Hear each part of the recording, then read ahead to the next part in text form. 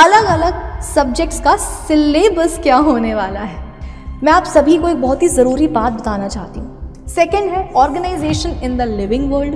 तो बायोलॉजी के चैप्टर्स आपको मिलेंगे सेकंड यूनिट में। अब हर यूनिट का हम वेटेज भी देख ही लेते हैं। केमिस्ट्री के इन चारों चैप्टर्स को माना कि अपने क्लास 9th केमिस्ट्री के जो 3rd and 4th चैप्टर्स हैं वो जगह घेरे, यानी कि वॉल्यूम उसकी कुछ ना कुछ हो। बाहर निकालो बर्फ को फ्रीजर से, रखो रूम टेम्परेचर पर। हेलो बच्चा पारी, कैसे हैं मेरे क्लास 9th के प्यारे प्यारे नन्हे मुन्ने से बच्चे। I hope you guys are doing well. अब क्योंकि आप सभी बच्चे क्लास 8th से प्रमोट होकर के सक्सेसफुली प्रमोट होकर के क्लास 9th में पहुंच चुके हो, तो मुझे पता है कि आप में से बहुत सारे बच्चे होंगे जिनके दिमाग में बार बार एक सवाल आ रहा होगा कि मैम क्लास 9th में तो हम आ गए हैं, अब ज़रा हमें कोई ये बता दे कि क्लास 9th में अलग अलग सब्जेक्ट्स का सिलेबस क्या होने वाला है। ऑब्वियसली नई क्लास में आकर के नए सिलेबस को जानने की क्यूरियोसिटी भी होती है, राइट? तो इस सवाल का जवाब आपको मिलेगा बेटा आज के इस वीडियो में।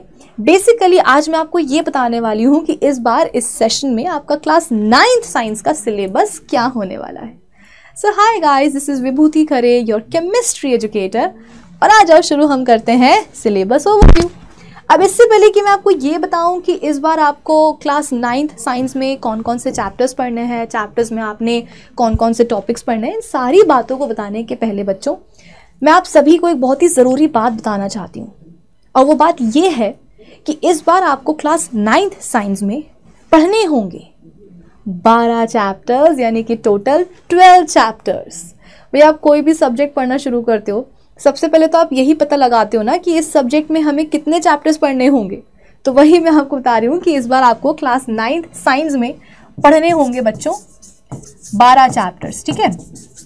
अब देखो सीबीएसई ने क्या करा ना, इन 12 चैप्टर्स को बहुत ही स्मार्टली 4 यूनिट्स में डिवाइड कर दिया है, तोड़ दिया है 4 यूनिट्स में। कौन कौन सी हैं वो यूनिट्स? फर्स्ट यूनिट है matter, it's nature and behaviour. Second है organisation in the living world. Third unit है मोशन, फोर्स एंड वर्क।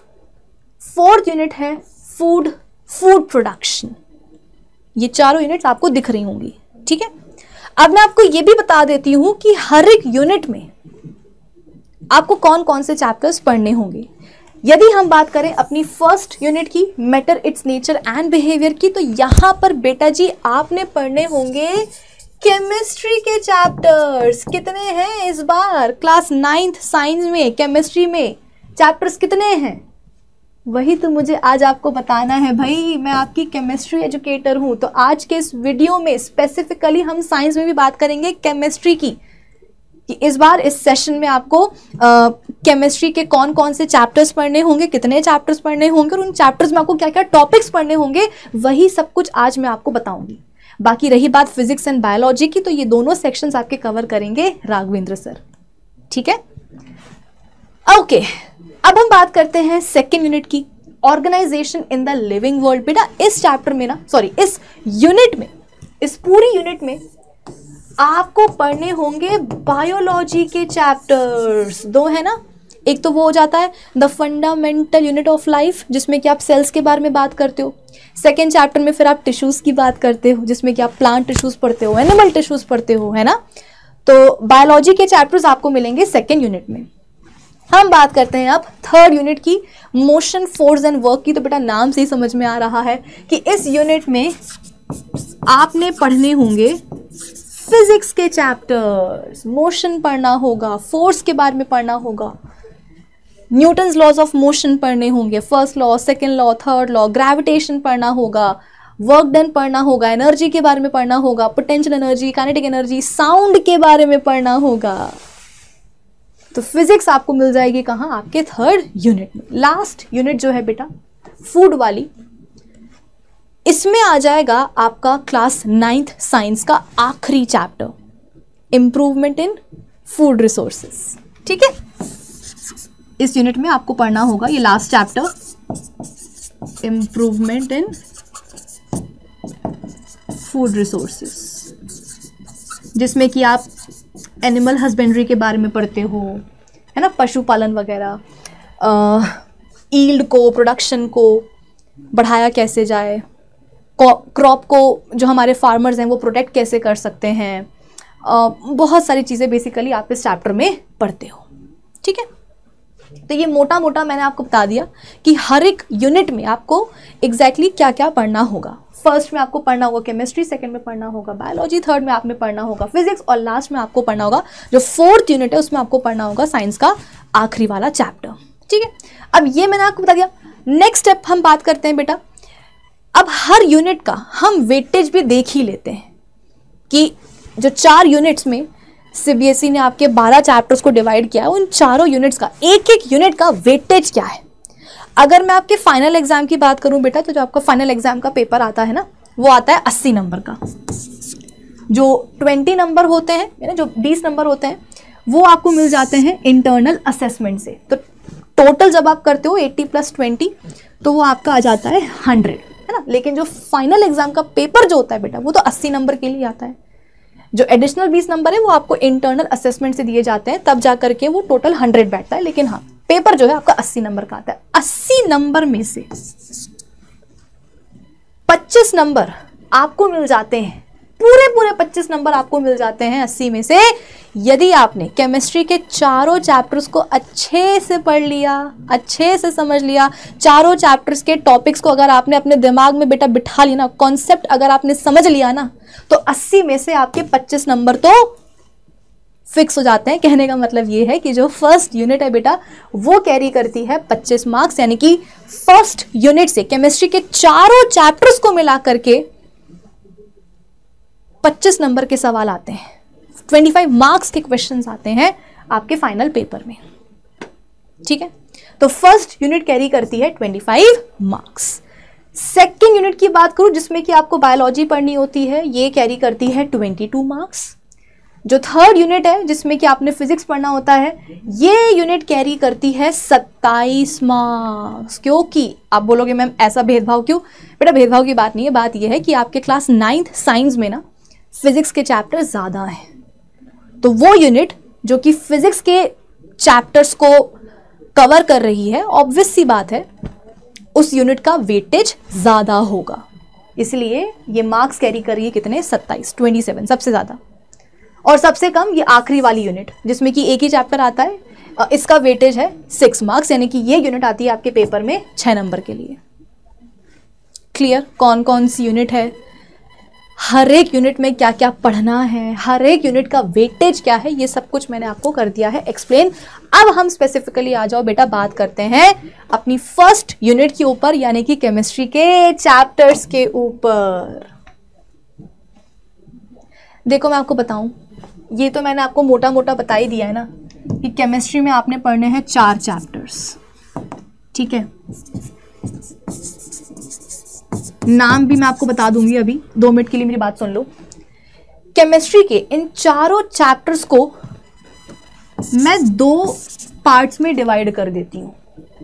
पहले पार्ट में आ जाते हैं आपके फर्स्ट 2 चैप्टर्स, यानी कि पहला चैप्टर, दूसरा चैप्टर। दूसरे पार्ट में आ जाते हैं आपके लास्ट 2 चैप्टर्स, यानी कि third chapter and fourth chapter. जो पहला पार्ट है ना बेटा, ये तो मतलब ऐसा है कि मैं तुम्हें क्या बताऊं, लल्लू, एकदम लल्लू, बोले तो easy peasy lemon squeezy type का है। यानी कि केमिस्ट्री के जो फर्स्ट 2 चैप्टर्स हैं, मैटर इन आवर सराउंडिंग्स या is matter around us pure, ये दोनों चैप्टर्स बेटा बड़े आसान हैं, बहुत इजी हैं। अगर तो तुमने मेरे लेक्चर्स एकदम ध्यान से देख लिए हैं, मेरी बातों को अपने दिमाग में बिठा लिया है, ध्यान से सुन लिया है ना बेटा, तो तुम्हें बहुत इजीली ये चैप्टर समझ में आ जाने वाले हैं। और ना सिर्फ समझ में आ जाने वाले हैं बेटा, ये तुम्हें याद भी रह जाने वाले हैं। दिक्कत तो यही होती है ना इंसान के साथ कि समझ तो जाता है इंसान, लेकिन याद नहीं रख पाता, रिटेन नहीं कर पाता। तो मैं तो आपसे मैं यही बोलना चाह रही हूं कि अगर आपने मेरे हर एक लेक्चर को एकदम ध्यान से देख लिया, मेरी बातों को ध्यान से सुन लिया, बस इतना काफी होगा। तुम चीजों को समझ जाओगे, तुम कॉन्सेप्ट्स को समझ जाओगे, फिर वो कॉन्सेप्ट्स तुम्हें याद भी रह जाएंगे फाइनल एग्जाम तक। मैं तो कहती हूँ उसके बाद भी याद रह जाएंगे तुमको। ठीक है, तो फर्स्ट 2 चैप्टर्स बेटा बहुत ही इजी हैं, एकदम रिलैक्स रहो, टेंशन की तो जरूरत ही नहीं है यहाँ पे। फिर हम बात करते हैं लास्ट 2 चैप्टर्स की, यानी कि थर्ड एंड फोर्थ चैप्टर्स की। ये थोड़े से डिफिकल्ट है, ये तो एकदम लल्लू पल्लू है, ये थोड़े से डिफिकल्ट है। ठीक है, ये थोड़े से डिफिकल्ट हैं और बस आप ये समझ लो कि क्योंकि मैंने इनको डिफिकल्ट बोला है तो इनसे डरना नहीं है कि मैम ने खुद ही बोल दिया कि ये डिफिकल्ट है तो हम डर जाएंगे। ना ना ना ना ना, डिफिकल्ट तो ये है लेकिन ये इंटरेस्टिंग भी है। ये मत भाई, हर मुश्किल चीज ये मत सोचना कि बिल्कुल भी जो है ना उसमें इंटरेस्ट डेवलप नहीं हो पाता, ऐसा कुछ भी नहीं है। माना कि अपने क्लास 9th केमिस्ट्री की जो 3rd and 4th चैप्टर्स हैं, स्ट्रक्चर ऑफ द एटम और एटम्स एंड मॉलिक्यूल्स है ना, ये दोनों जो चैप्टर्स हैं ये आपके डिफिकल्ट जरूर है बेटा, लेकिन ये इंटरेस्टिंग है। तो जब आप इनको पढ़ते हो ना तो दिमाग लगाना पड़ता है। डिफिकल्ट का मतलब क्या है कि दिमाग लगाना पड़ता है, सिर्फ सुनने से काम नहीं चलेगा, दिमाग लगाना पड़ता है, थोड़ा सा रिवीजन करना पड़ता है, तब आपको चीजें याद रह पाती हैं इन दोनों चैप्टर्स की। लेकिन इंटरेस्ट भी बना रहता है। ऐसा एक भी पॉइंट नहीं आएगा बेटा इन दोनों चैप्टर्स को पढ़ते टाइम कि तुम्हें लगे कि मैम अब इंटरेस्ट नहीं आ रहा। नहीं, इंटरेस्ट पूरे चैप्टर में तुम्हारा बना रहेगा। बस शर्त यह है कि दिमाग लगा करके तुम्हें सारे लेक्चर्स देखने होंगे। ठीक है, चलो आज शुरुआत अपन करते हैं अपने फर्स्ट 2 चैप्टर्स के साथ। पहला चैप्टर है मैटर इन आवर सराउंडिंग्स। यार इसमें ना हम सिर्फ ये बोलते हैं कि हमारे आसपास ना, अगर मैं तुम्हें समराइज तरीके से बताऊं कि फर्स्ट चैप्टर में ना हम सिर्फ ये बोलते हैं, हम सिर्फ ये समझते हैं कि हमारे आसपास क्या है, मैटर ही मैटर है। तुमको मैं दिख रही हूँ, मेरी ये जैकेट दिख रही है, ये तुमको बोर्ड दिख रहा है, ये पेन दिख रहा है, ठीक है, और क्या दिख रहा होगा तुम्हें इस समय? हाँ, तुम जिस अपने फोन में या लैपटॉप में या कंप्यूटर में ये वीडियो देख रहे होंगे, है ना, जिस चेयर पर तुम बैठे हो, जो तुम अपने हाथ में कॉफी का मग लिए हुए हो, तुम्हारे सामने जो टेबल रखी हुई है, मेरी बॉटल वहां रखी हुई है, ये सब कुछ क्या है बेटा, मैटर है। जो भी तुम्हें अपने आसपास दिख रहा है, तुम बस अपनी नजरें उठा करके ऐसे ऐसे देखो, घुमाओ, जहां जहां तुम्हारी नजरें पड़ेंगी, जिस जिस चीज पर तुम्हारी नजर पड़ेगी बेटा, उसको अपन क्या बोलेंगे कि वो क्या है, मैटर है। अरे ये छोड़ो, जो बॉटल, ये मैं तुमको अपनी बॉटल दिखाती हूँ, रुक जाओ, ये बॉटल तुमको दिख रही है, ये बॉटल मैटर है। तुम्हें क्या लग रहा है इसके अंदर क्या होगा? ऑब्वियस सी बात है, पानी होगा। बॉटल के अंदर जो पानी है बेटा वो भी मैटर है। जो अपनी सराउंडिंग एयर है जिसमें कि हम सांस लेते हैं, छोड़ते भी हैं, ऐसी बात नहीं है, लेते नहीं है, छोड़ते भी हैं। अपनी सराउंडिंग एयर भी क्या है बेटा, मैटर ही मैटर है। यानी कि इस पूरे चैप्टर में हम सिर्फ मैटर की ही बात करते हैं। अब आप बोलोगे कि मैम व्हाट इज मैटर? कोई भी ऐसी चीज जिसका कोई मास हो, वो जगह घेरे, यानी कि वॉल्यूम उसकी कुछ ना कुछ हो। और जो हमारे 5 सेंसेस होते हैं ना, sense of vision, sense of smell, sense of taste, sense of hearing, sense of touch, जो हमारे 5 सेंसेस होते हैं, 5 सेंसेस में से यदि हमने किसी भी एक सेंस से उसको सेंस कर लिया ना, तो उस चीज को अपन मैटर बोल देते हैं। हो सकता है कि अभी ये बात तुम्हारी, मतलब हो सकता है कि मेरी ये बात अभी तुम्हारे सर के ऊपर से निकल गई, पर टेंशन नहीं लेने का। मैंने क्या बोला, मैंने पहले ही बता दिया कि दोनों चैप्टर्स बहुत ईजी हैं। जब मैं आपको ये पढ़ाना शुरू करूंगी ना, बिल्कुल यूं मक्खन की तरह जो है दोनों चैप्टर्स हो जाएंगे, तुम्हें पता भी नहीं चलेगा। सेकेंड चैप्टर थोड़ा सा लेंदी है, बट कोई बात नहीं, सह लेंगे हम क्योंकि इजी है।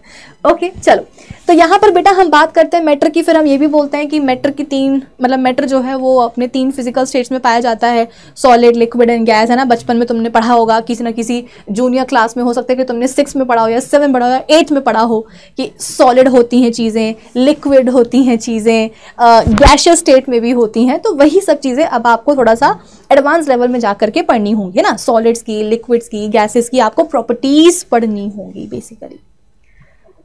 फिर इसके बाद में हम ये भी देखेंगे कि जो मैटर की जो डिफरेंट स्टेट्स होती हैं, उनका आपस में इंटर कन्वर्जन कैसे होता है। आप बोलोगे कि बाप रे मैम कितना भारी शब्द है ये। मैटर की जो फिजिकल स्टेट्स होती हैं उनका आपस में इंटर कन्वर्जन। हे माँ माता जी ये क्या हो गया? अरे कुछ नहीं हुआ, तुम्हारे घर में अभी वो गर्मी का मौसम चल रहा है, फ्रीजर में बर्फ रखी होगी, बाहर निकालो बर्फ को फ्रीजर से, रखो रूम टेम्परेचर पर, वो पिघल जाएगी। अरे बर्फ पिघलेगी कि नहीं पिघलेगी बेटा? तुम उसको अगर फ्रिज से बाहर निकालोगे तो वो पिघलेगी कि नहीं पिघलेगी? तो बर्फ का पिघलना क्या है? मैटर की फिजिकल स्टेट्स के बीच में इंटर कन्वर्जन ही तो है। सुन के कैसा लगा था ना, बाप रे, अरे कुछ नहीं है, हलवा है।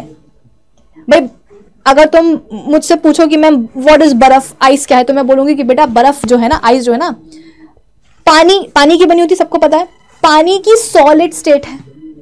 बर्फ क्या है? पानी, यानी कि वाटर की सॉलिड स्टेट है। और जब तुम उसको फ्रीजर से बाहर निकालते हो, फ्रिज के बाहर निकालते हो, रूम टेम्परेचर पर लेकर के आते हो, तो वो पिघल जाती है कि नहीं पिघल जाती? यानी कि पानी अपने लिक्विड स्टेट में आ जाता है। तो बताओ तुम लोग, अगर बर्फ को फ्रीजर से बाहर निकाल दिया तो वो पिघल जाएगी, मेल्ट हो जाएगी, और मेल्टिंग से हम क्या सीख रहे हैं? मेल्टिंग से हम ये सीख रहे हैं कि भैया पानी जो है वो अपनी सॉलिड स्टेट से लिक्विड स्टेट में आ गया, यानी कि जो पानी है उसकी दो स्टेट्स के बीच में इंटर कन्वर्जन हो गया।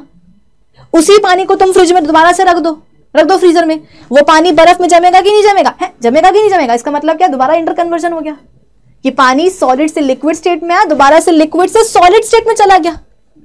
मैं तो कहती हूं कि तुम उस पानी को जो है गैस स्टोव पर रख दो और गर्म करते जाओ। एक टाइम ऐसा आएगा कि पूरा पानी हवा में उड़ जाएगा, उसकी वेपर्स बन जाएंगी, वाटर वेपर बन जाएंगी। वाटर वेपर क्या है? पानी की गैसियस स्टेट। तो वो भी तो हुआ क्या कि पानी अपने लिक्विड स्टेट से गैसियस स्टेट में चला गया। इंटर कन्वर्जन हुआ कि नहीं हुआ? बस यही सब पढ़ना है। तो मेल्टिंग पढ़ेंगे बेटा, फ्रीजिंग पढ़ेंगे, ठीक है, इवेपोरेशन। अब देखो इवेपोरेशन और बॉइलिंग में फर्क होता है। पहली बात सुन लो, गैस पर तुमने एक बर्तन रखा है, बर्तन में तुमने पानी डाल दिया है, तुमने गैस ऑन कर दी है, पानी गर्म होगा, बॉईल होने लग जाएगा, उबलने लग जाएगा, उसकी वेपर्स तुम्हें बनती हुई देखेंगे और एक टाइम ऐसा आएगा कि पूरा पानी जो है बर्तन का वो वेपर्स के फॉर्म में उड़ जाएगा, बर्तन खाली हो जाएगा। वहीं अगर तुम्हारे घर पे फर्श पर तुमने पानी, तुम लेके जा रहे थे अपनी बोतल में, है ऐसे ऐसे तुम पानी लेके जा रहे थे, मटकते मटकते अचानक से पानी गिर गया। अब तुमने सोचा कि कौन साफ करे, जाने दो, फर्श पे पानी गिर गया। अब वो जो फर्श पे जो पानी गिरा हुआ है बेटा, 1 घंटे बाद आकर के देखोगे अपने आप वहां से गायब हो जाएगा। कैसे गायब हो जाएगा? कोई आके पी लेगा क्या? नहीं। तुमने साफ किया क्या? नहीं, वो तो बिल्कुल भी नहीं हुआ है। फर्श पर जो पानी था बेटा वो इवेपोरेट हो गया है, वो बॉयल नहीं हुआ है। बना तो वहां पर भी क्या है? पानी की वेपर्स ही बनी है। भाई फर्श पर जो पानी गिरा हुआ था ना बेटा, उस पानी की भी वेपर्स ही बनी है, लेकिन वहां पर बॉइलिंग नहीं हुई है, पानी वहां पर उबला नहीं है, वो इवेपोरेट हुआ है। क्या फर्क होता है इवेपोरेशन और बॉइलिंग में? सब कुछ पढ़ाऊंगी मैं, चिंता नहीं करना है। उसके अलावा बेटा इवेपोरेशन से ना कूलिंग इफेक्ट भी कॉज होता है। जैसे अब ये गर्मियों का मौसम आ रहा है, गर्मियों के मौसम में लोग क्या करते हैं, शाम के टाइम पर जो है अपनी छत पर पानी डाल देते हैं। छत पर जो है ना भाई, छत तो बहुत गर्म हो जाती है, दिन भर की धूप पड़ेगी तो छत घर की गर्म नहीं हो जाएगी, तो लोग क्या करते हैं, छत पे जाके पानी डाल देते हैं। वही पानी जो छत के फ्लोर पर पड़ा हुआ है, जब वो इवेपोरेट होता है, जब उसकी भाप बनती, जब उसकी वेपर्स बनती, तो पता है क्या होता है?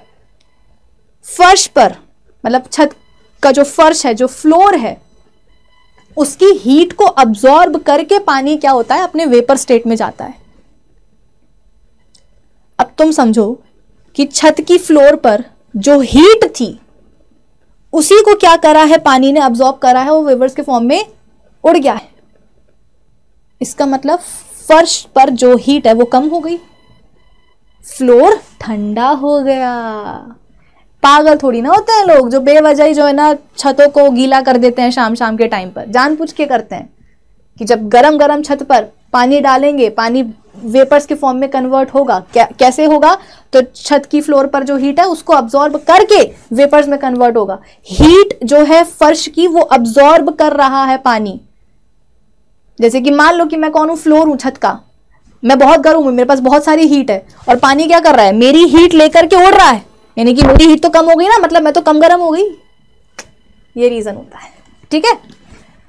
कंडेंसेशन, सब्लिमेशन सबको पढ़ा दूंगी, चिंता नहीं करना है। फिर हम बात करते हैं अपने सेकेंड चैप्टर की, इज मैटर अराउंड अस की हमारे आसपास जो मैटर है। इस चैप्टर में आपने मैटर पढ़ लिया, अब सेकेंड चैप्टर में सवाल पूछेंगे खुद से ही कि क्या हमारे आसपास जो मैटर है वो प्योर है कि नहीं है। तो मैं हैरानी होगी ये बात सुनकर के कि मान लो कि मेरे पास एक लोहा है, लोहे की सपोज कील है, या कील नहीं छोड़ो, मेरे पास एक लोहे का जो है टुकड़ा है, क्यूब है लोहे का, आयरन का। आयरन क्या है? एक एलिमेंट है। मैं बोलूंगी केमिस्ट्री की भाषा में वो प्योर है।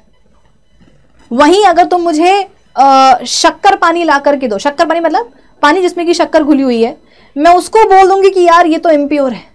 आप बोलोगे कि मैम क्या हो गया है आपको, लोहे को आप खा तो नहीं सकते हो लेकिन आप उसको प्योर बोल रहे हो, और जो शक्कर वाला पानी है जो आप पी सकते हो है, उसके लिए आप बोल रहे हो कि वो इम्प्योर है। ऐसा कैसे? बेटा केमिस्ट्री की भाषा में ना प्योरिटी की डेफिनेशन कुछ और ही होती है। बात उसकी नहीं कि क्या खा सकते हैं क्या खा नहीं सकते हैं, कि जो खाएंगे वो प्योर है, जो नहीं खाएंगे वो इम्प्योर है, नहीं, ऐसा कुछ नहीं है। केमिस्ट्री की भाषा में प्योरिटी की डेफिनेशन कुछ और होती है। क्या होती है बताऊंगी मैं यहाँ पे। तो बेसिकली इस चैप्टर में आपने पढ़ने होंगे एलिमेंट्स, ठीक है। बहुत सारे एलिमेंट्स ऐसे होते हैं जो हम यूज करते ही करते हैं, बहुत सारे एलिमेंट्स हमारे खुद की शरीर में होते हैं, जैसे कि कार्बन, हाइड्रोजन, ऑक्सीजन, ये सब क्या है बेटा? एलिमेंट्स ही तो है, हमारे शरीर में होते हैं कि नहीं होते हैं। फिर कंपाउंड्स पढ़ेंगे, जैसे कि पानी हो गया, नमक हो गया, शक्कर, ये सब क्या है बेटा, कार्बन डाइऑक्साइड, ये सब क्या है, कंपाउंड्स हैं। फिर हम बात करेंगे मिक्सचर की, पानी में नमक घोल दिया, पानी में शक्कर घोल दी, मिक्सचर बन गया कि नहीं बन गया।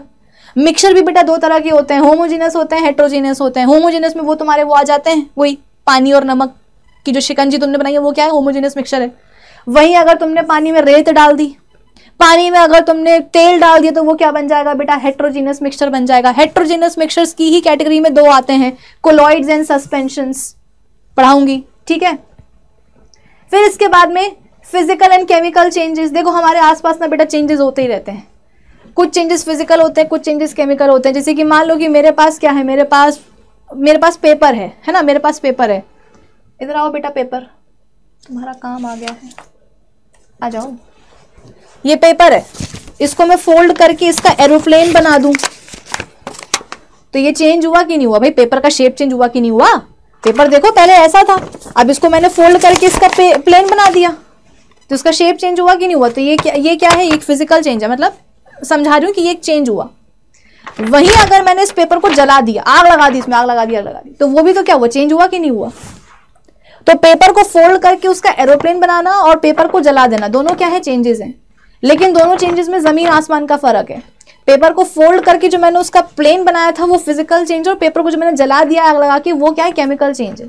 फिजिकल चेंजेस वो होते हैं जो आप रिवर्स कर सकते हो, जिसमें ऑब्जेक्ट की या मैटर की केवल फिजिकल प्रॉपर्टीज चेंज हो, जैसे कि शेप चेंज हो जाना, साइज चेंज हो जाना। केमिकल चेंजेस वो होते हैं जो कि इरिवर्सिबल होते हैं, आप दोबारा से वापस लौट के नहीं आ सकते।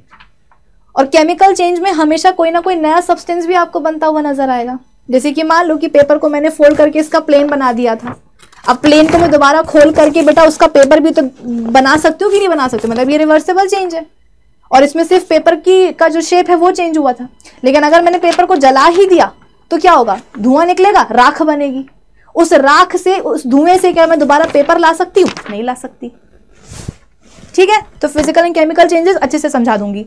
फिर इसके बाद में एक टाइम ऐसा था बेटा जब प्योर और इम्प्योर सब्सटेंसेस को सेपरेट करने के भी तरीके पढ़ाए जाते थे यहाँ पर, ठीक है। क्रिस्टलाइजेशन पढ़ाया जाता था और क्रोमेटोग्राफी पढ़ाई जाती थी और फनल का भी इस्तेमाल करके सेपरेशन टेक्निक बताई जाती थी। लेकिन अब वो सब कुछ आपके सिलेबस से हटा दिया गया है, तो कुल मिलाकर के चैप्टर वैसे ही ईजी था और छोटा भी हो गया, सोने पे सुहागा, ठीक है।